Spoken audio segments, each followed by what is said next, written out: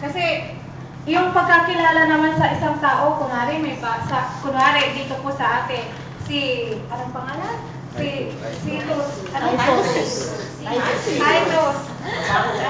Si Titus, o diba, hindi, parang, I speak for myself, hindi ko siya masyadong kilala. Kilala ko sa labas, nag-smile, ganyan.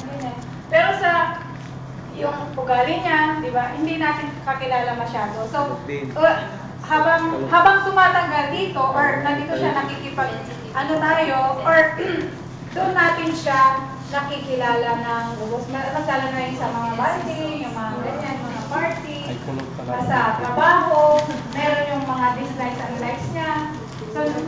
So take time, hindi natin makikilala masyado, hindi natin siya hindi natin siya makikilala agad.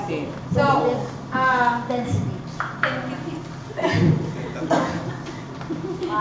hindi natin siya makikilala agad.